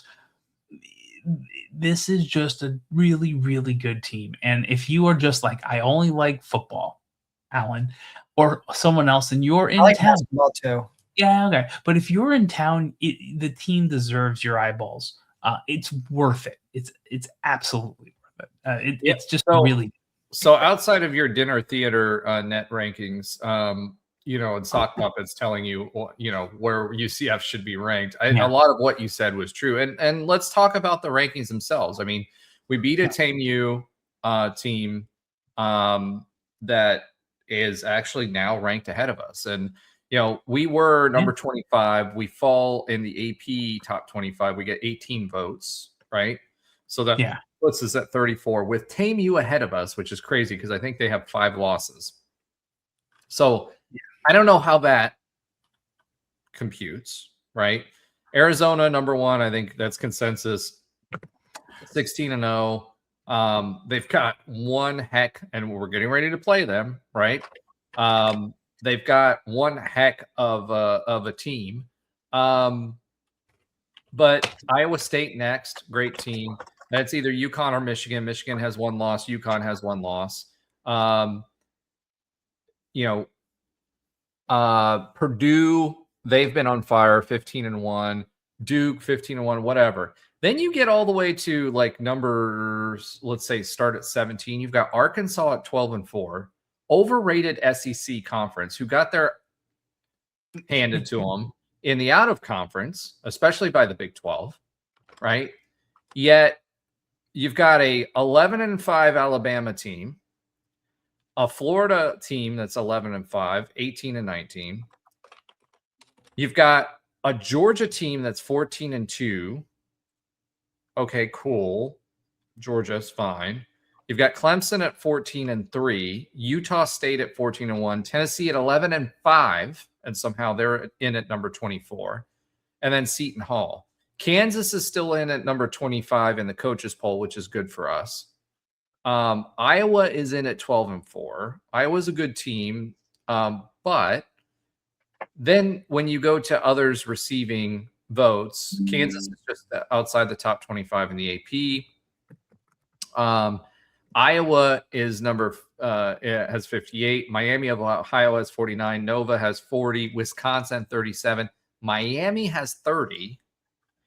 Texas A&M, who we beat and has 5 losses, is ahead of us for our 18 votes. Then on the other side, on the coaches poll, you have Tennessee next. We only get in the coaches poll, we only got 6 votes. Tell me how we lost to OSU away. Now we lost bad on the numbers, right? 76-87, 11-point loss. It really wasn't. We're chucking threes trying to come back. But you know, this is an OSU team that doesn't have a ton of losses. It wasn't like it was a terrible, terrible loss, right? OSU is 13-3, and you've got 5 loss teams out here that are being put ahead of us. I don't understand how we drop that many with 1 loss. So I will tell you the biggest one I probably would have a gripe about is Seton Hall. Seton Hall is 2-2 in quad 1 games. They are undefeated in everything else, and they're below us in net by 1. They probably, and as a side note, one of their quad 1 wins is at Kansas State. If that tells you anything. Only losses to Villanova at home and USC at a neutral court. So they have a few better quad 2 wins than us, but the reality is they've just played more opponents that qualify for quad 1, both losses and wins. So, and we're still above them in the net, but sometimes it's quote the eye test, and NC State's probably they're getting ready to play UConn. So they'll lose that. But you're not wrong. Like, so this is where basketball is kind of getting like there's subject like, but Seton Hall is an old school, always Big East basketball school. UCF got in beyond both with a win streak and with good metrics, but it doesn't have good enough name recognition to stick around with voters, even though if you look at the actual details, we deserve to be closer to the top 30 in votes, if you will. Forget the coaches poll. So that's kind of where we're at this point. And if you're curious, like where I'm looking at this, if you want to, Warren Nolan has a great website on this. I know I'm linking to Seton Hall. You can find your way to UCF if you want to real quick, but I'm not allowed to post that. Warren Nolan has a really good net team sheet link where you can find a lot of this stuff. If you really want to get into the geekiness, like if you really love baseball metrics and stats and that stuff, that's kind of creeped over to basketball too. I agree with you. We're not where we should be. We're just not. And if we had Baylor in our name, who is historically good enough to have name recognition, I get it. So now we just don't have we're a basketball school name recognition to stay in the top 25 unless we go on a streak. Now I'll tell you right now, we beat one of those top two teams in the nation. We're back in and we're probably sticking around for a while. Well, 1, 2, 7, and 11. 11, yeah. And let's be clear. What really matters at the end of the day is getting into the NCAA tournament, and we have a very clear path. But as Roger was saying earlier, we need to beat good teams on the road. Well, and the other part about this is tournament, right? Is the Big 12 tournament, right? We have an opportunity there to boost our. You win 1 or 2 games there. If we're on the bubble or lose 1 or 2 more games than we need to, then we have an opportunity to get in there that way as well. We are better positioned now than we have been in a really, really, really long time to be able to make the tournament as an at-large. And I expect the Big 12, although this SEC bias kind of worries me here late, the Big 12 conference could have 9 to 10, possibly up to 10 participants in the NCAA tournament, from this conference. And I feel like UCF is well within where they need to be able to be one of those participants. Unless there's one of the patented Johnny Dawkins collapses, which I don't expect with this team because we're not relying on 1 or 2 scorers. I think that this team has a really, really good shot, an expectation almost of going to the tournament. I would be disappointed if they didn't for whatever reason. And let's be honest. I don't know what this SEC bias is for this sport. Like Vandy is 16-0. They're 7 in net. They're the first SEC team in net. The second SEC net is somehow the Gators with 5 losses, but they're 15 in net. Basically, probably who we lost to. But we're ranked 15. Okay, you have Houston, BYU, Iowa State, and Arizona all above those teams. Right, it's a little odd. Our RPI will get a bump, but like you said, even in a loss. But like you said, right? Like the challenge is, and one of the lucky things we have is we're only playing these teams once this season. Yeah, as far we as got lucky. We got lucky with that, right? So the highly ranked teams we're only playing once, right? So that in of itself should help us just by virtue of that. We play Arizona once, we play Iowa State, and when we're playing Iowa State away, that really doesn't hurt our RPI at all. At Houston, number 7 Houston, that doesn't hurt our RPI at all either, as long as we don't get blown out. And at BYU, it doesn't hurt our RPI either. So, West Virginia is a tougher team than I think people are giving them credit for. They're playing great defensively, so I am a little worried about playing them twice. But everybody else, we should have and TCU and Baylor are good teams. But we should have a pretty good shot of winning at least another 7 games.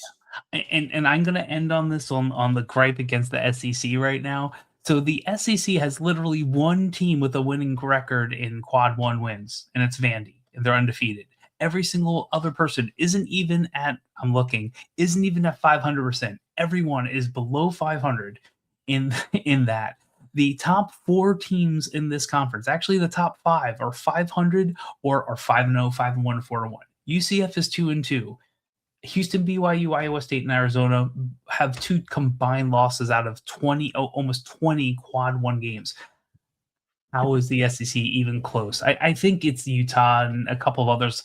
Cincinnati is pulling us down, but they must love that.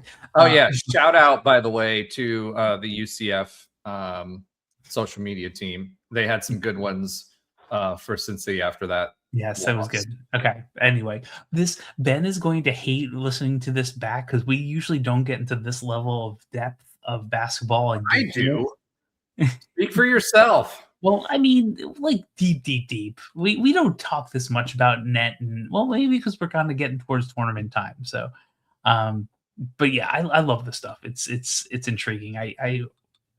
we're going to geek out more until we get a lot of more football stuff going on. Or Hey, March is only a month and a half away. So, I know. well, and we're going to geek out because we actually have a decent team and something to talk about, which is nice, right? Fair. So, all right. To your point, though, let's go ahead and swim it. Swim it. All right. Let's go ahead and I just realized I made all these tags up for our conversation and I never switched them. But I'm going to switch it up a little bit, move away from the hooping and hollering to a little bit of listener love. So this week, shout out to Econ, who you can see in our comment section here. For some reason, Econ, I don't know, something happened with StreamYard. It's not showing up on our live display, but if you're watching the comments, you can see those comments. He's it's funny because a lot of times he's going to talk about a lot of the talking points that we have on our notes. But he says 6-foot speedster who hopefully starts immediately. And we were talking about a certain wide receiver transfer that Alan is obviously excited about and said for sure. What we have in the receiver room, I'm really hoping Day is ready. I think that's going to be a big weapon for us. He was hurt, obviously, at the beginning of camp last season. So you add Day Farmer back in, who was killing it at camp. I think that's going to be a huge, huge deal. Next, we have a guy, a green 5469. He is our resident Jammin' Knights member. He said, as a Jammin' Knights member, that game was too close for comfort. Glad we got the win. And we responded with, good to see you. Student section was fire tonight. It was loud on TV. So, shout out to the student section. That's what you want. It's kind of like, people have the football experience, but they're having the basketball experience now. Matt the Cat 16. I think he's a Cincinnati fan based on that name. Said very close game. Our response, it really was. Thiam is coming into his own. And was the player we thought he was. We were turned over more than any other team has by you. We will see what happens in round 2. Certainly closer than I thought it would be. We were sloppy, especially with the cross-court passing, but both teams did a lot of good things. Yeah, so I think Cincinnati is on its way up, but I do think it's time to get rid of Wes Miller. Plus, I won't say what I would call him. That being said, let's go ahead and welcome in Linkman Eats, a foodie podcast who followed us recently, and Gabriel Henfield. So welcome. As always, thank you guys so much for following. Thank you for subscribing. Thank you for commenting, being part of the conversation. We don't make anything off of this, but you do help us reach more people. So remember to like, subscribe, and tell all your friends. And with all that being said, normally I would be swivening again to Alan's oxymoronic stat of the week, but he literally disappeared while I was thanking all of our listeners and viewers. I don't know what happened there. So let's go ahead and swive it to Josh's sometimes funny fact of the week. Josh, take it away. Well, this isn't as fun with just us two, but that is okay. Maybe he'll come back or maybe he'll trade his way out of here. Yeah. So since 1995, how many different schools have won the large cheer co-ed championship? And name them. Oh, God. Since 1995. Well, UCF has won. Mm-hmm. So I think we've won twice since 95, right? No, but that, you know what? That'll be another thing for another day. We'll see what happens after this. But no, you're wrong. Was it just one that we won? Since 95, it's been more. But okay, let's stop stealing my fact for next week. I said at least. Come on, man.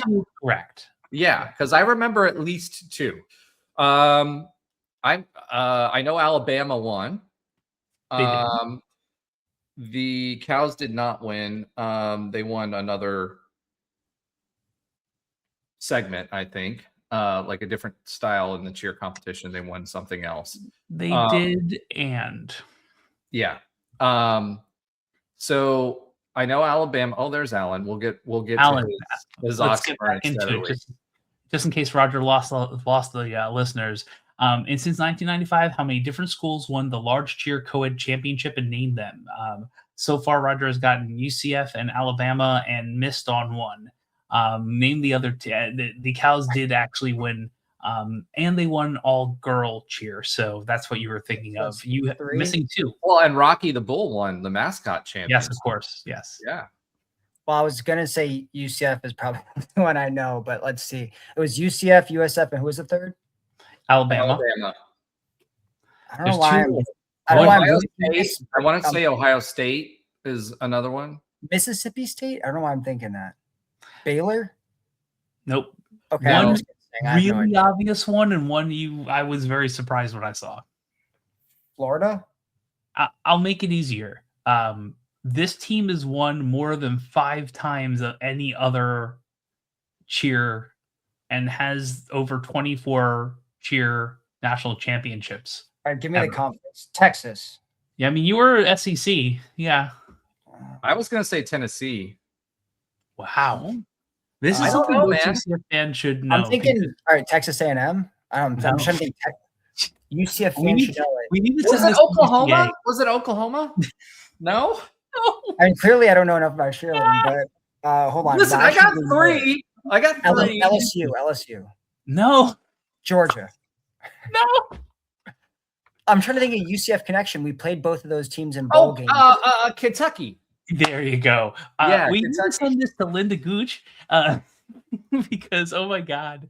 Okay, yeah. So Kentucky has the most. UCF in that span, Kentucky has the most by far. UCF is the second most. The Cows are third. Alabama is fourth. Memphis won one randomly in the last, almost 30 plus years. That was a little odd to me. Couple of notes: Kentucky has not won a championship since Jomo Thompson and the assistant coaches from Kentucky were fired for hazing, including alcohol and public nudity allegations. That happened in 2020, right? I think before the pandemic or around then, and they have not won since. Who has won since? Unfortunately, the team to the south. That was their 3 in a row championships during the pandemic. UCF has won twice, and Alabama won last year. And I'll talk more about that in my next segment too. All right, so now that we're filled in on UCF cheer, which is an amazing program, and we're talking about championships, but we usually place top 3. And from what I hear from not just Josh, but other people too, that they've been practicing, as they always do, their routine at the halftime of basketball games year in and year out. So if you're not going to that, they have an amazing routine. They fold their little blue mats out there, they go to town, and then they fold them all back up and they're off. Yeah. But they are excellent. They place most years in the top 3. They are constantly vying, but this year's routine, a couple of years ago, challenge was it difficult enough? Yes. And their routine this year is much better. So yeah. All right. So I'm gonna leave cheer alone, and I'm going to swim it back to Alan for his oxymoronic stat of the week. Now that he's dropped his. Go ahead, Alan. All right, I'm going. Thanks for finishing that one, Josh. Oh man. All right. I'm gonna go quiz question because that just went so well with me and Roger. We got to redeem ourselves here. It's a football related one, but in the last 2 years of I got 4 out of 5, Alan. I don't want to hear it. You were no help, sir. I'll give myself 1 out of 5 for knowing UCF. All right. So in the last 2 years of the transfer portal, this one that's currently going on, and then last year, what conference would you say we have gotten the most inbound transfers from? What conference has the most when you combine the last 2 years? Are we limiting it to P4? No, P4 or G4. No, I'm not. No D2. I've said it's the number 1 conference where we got the most players from. It's going to be either P4 or G6. Could be either. I want to say the SEC, and you're trying to trick us, Roger. I want to say the SEC as well. Okay, that is incorrect. The second guess. I said I want to say. I didn't say I was saying. When if I would have said if I said you were correct, would you have still said that's what I wanted to say? No, No, absolutely I would not. Absolutely not. Okay. I'm gonna say it's not the American. I want to say it's like the Mac Fun Belt? or Fun Nope. Belt. Yeah, could Nope. no. All right, well, go ahead. We're The running out of answer comments. is the Big Ten. We've gotten Really? 11 transfers combined in the last 2 years from the Big Ten. What schools? Big Wisconsin, obviously this year, right? So Yeah, Wisconsin. Here, let me bring this up. At least I can do this year really quickly. We've gotten from Purdue. We've gotten from Ohio. Oh, sorry, this is the outbound list. Sorry, let me go to the inbound list. Okay, we've gotten from Michigan State, Wisconsin again. Where are the rest of them? And 7 was from, I'm sorry, the list. There's 4 there, and then the other 7 are from last year. Hold on, I have to go into my Instagram and scroll down and find this exact post really quick. Okay, here it is. I found it. All right, so then So you mean I could have just went to your Instagram and got the answer? you could have. All right. He's trying Hold to on. plug himself here. UCF All right, I got it. football updates is Okay, ready? Go ahead. Yeah. Ready. Maryland, Washington, Maryland again. Hold on here. Indiana. And I think that's it. So Signetti fired them, and then we picked them up, and that's what happened. Okay, I got it. All right. Yeah. Thanks for that. That's actually quite interesting. Yeah. I would not have guessed the Big Ten, but it makes sense. And then the recent spate of Wisconsin transfers makes sense too because of our coaching changes. All right. Let's go ahead and swiv it one more time to. I'm trying to find the button. A quick update on other UCF sports that Alan and Andrew do not watch, and probably Trey too, but that's okay. All right, go ahead, Josh. Hey, so the women's basketball team found a W. They are now 9-7. They did lose to Arizona State 45-68, but they beat Arizona 58-55. Did we just lose Josh? He starts talking about women's basketball and we lose him? Is that what happened? I think we did. I think we lost him. Okay. Well, I'm not sure if Josh put these notes in here so I could do them for him, but he did. What? So, all right, there you are. You're back. You froze for a solid 10 seconds. It's almost 2 hours in. Okay, I'm going to reset. So coming up, the women's basketball team is going to play 2 Big 12 foes at home Wednesday, January 14th at 7 p.m. and versus Colorado in the Space Game on Sunday, January 18th at 2 p.m. Who's the other Big 12 foe? Colorado. So it's Cincy and Colorado. Okay. Yes. The Cincy part. Yeah. The women's track and field team set 9 personal records in their opening season event in Louisville. Their next event is up in Gainesville at the Jimmy Carnes Invitational coming up this week. We talked about cheer and dance. The cheer and dance college nationals is coming up this weekend in Kissimmee. I was at the game, obviously, at Cincinnati. The cheer team nailed their performance. Like, probably had a shot at winning the whole thing if they do that exact same thing and maybe one less, like, standing Liberty bobble or something. Like, they hit everything. What we saw was that if you were at the game, that was a top 3 performance. Like, I guarantee you that would have made top 3 if they hit that in nationals. Maybe the winning routine. So hopefully they get this weekend. And I will say the dance team had a hip hop style dance after they rolled up their mats and went out there. That was pretty good too. Our dance team is typically in the top 10 in the nation. Maybe it's a top 5 routine, not sure, but it looked pretty darn good and was very athletic and got a standing ovation just like the cheer team did. So that's what's going on in cheer and dance. The men's tennis team is now 2-0. They beat Florida Gulf Coast 4-0. Louisiana 6-1. Up next are the Cows in Orlando on Sunday, January 18th at 12 p.m. And 5 hours later, they had to play Mercer at 5. Aren't Now- they ranked too?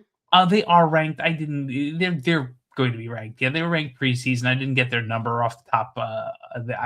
I'm building the whole thing and coming in late. Now, I will tell you that our women's tennis team, I did find that quickly, is number 24 in the initial ITA poll, and they start their season with the Cows on Sunday, January 18th at 12 p.m. alongside the men's team. So basically, everyone is going up, probably, I'm guessing, one bus from South Florida and playing both at 12 o'clock and hopefully going home quickly.